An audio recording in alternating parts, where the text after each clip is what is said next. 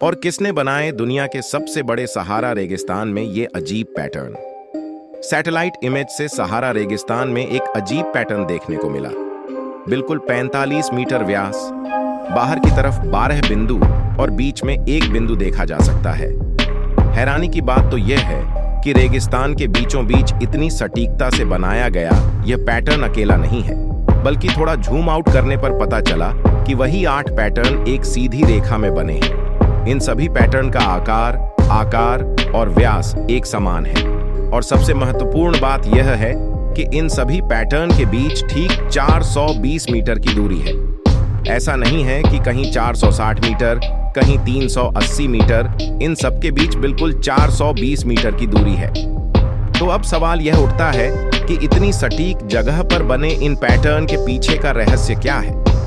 जानकारी के लिए बता दें कि सहारा का यह हिस्सा अल्जीरिया में मौजूद है और इतनी सटीक जगह पर बने इन पैटर्न के पीछे क्या रहस्य है, जहां सालाह नाम के एक छोटे से गांव से लेकर 160 किलोमीटर गहराई तक जाने पर भी ये पैटर्न मौजूद हैं।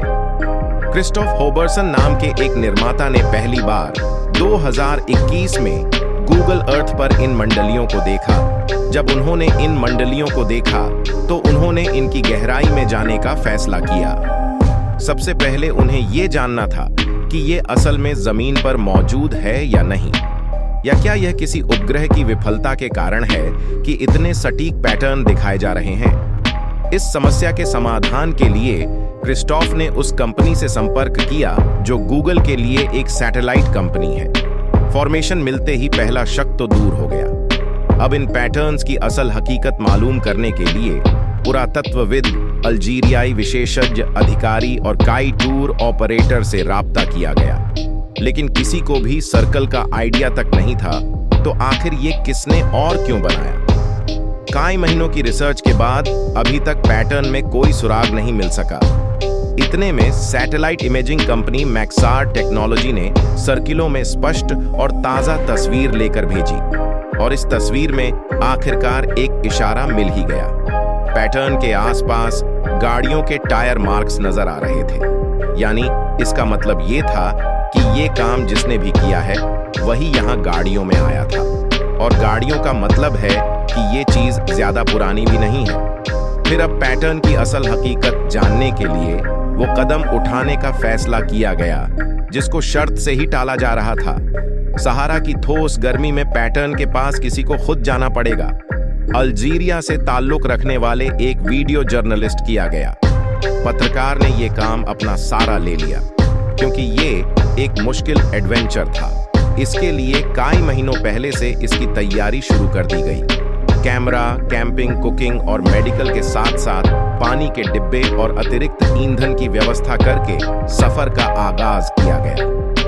कई घंटों के सफर के बाद रुकते और फंसे हुए वह अब आखिरकार अपनी मंजिल के करीब पहुंच रुके थे। वहां टायर मार्क्स जिनको सैटेलाइट से देखा गया था वहां भी देखना शुरू हो गया था। जब टीम पहले पैटर्न पर पहुंची तो उनकी खुशी का ठिकाना ही नहीं रहा।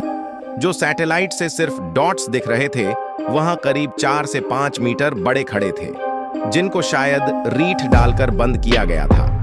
उन्हें 8 के 8 पैटर्न पर विजिट कर लिया। सब में 13 खड्डे एक ही डिजाइन में मौजूद था, लेकिन पैटर्न में एक चीज ऐसी थी जो सैटेलाइट से नजर नहीं आती थी और वहां थी मेटल की ये तारें। कुछ धातु के तार को जमीन के अंदर से निकलते देखा जा सकता था, जिनमें कुछ तो ऐसी थी जिनमें रबर स्लिप अभी तक छड़ी हुई थी।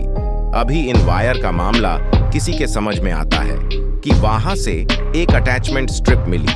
ये पट्टी आमतौर पर सामान को बांधने के लिए इस्तेमाल होती है और उससे स्ट्रिप पर एक स्टैंप लगी थी जिस पर कुछ लिखा हुआ था।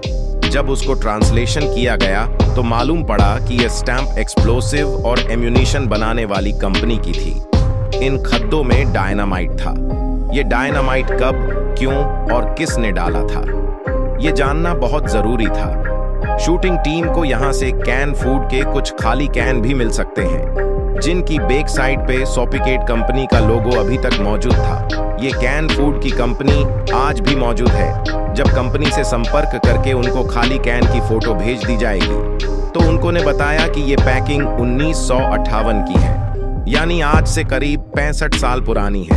क्या चीज अब कंफर्म हो चुकी है कि इन पैटर्न के अंदर विस्फोटक था और ये काम 1958 में किया गया था।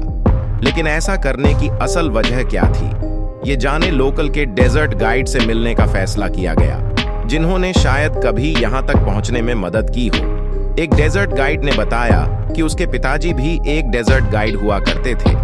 जब उसके पिताजी से इंटरव्यू लिया गया तो उनको ने बताया कि 1958 के आसपास जब वह जवान हुआ करते थे, तब एक कंपनी के कुछ लोगों ने यहाँ खुदाई का काम किया था। वह अपनी गाड़ियों में आए थे और कई माह यहाँ रहने के बाद वापस चले गए। क्या गाइड को हमारी कंपनी का नाम सही से याद नहीं था, पर दिमाग पर जोर डालने के बाद उनको आखिरकार याद आ गया।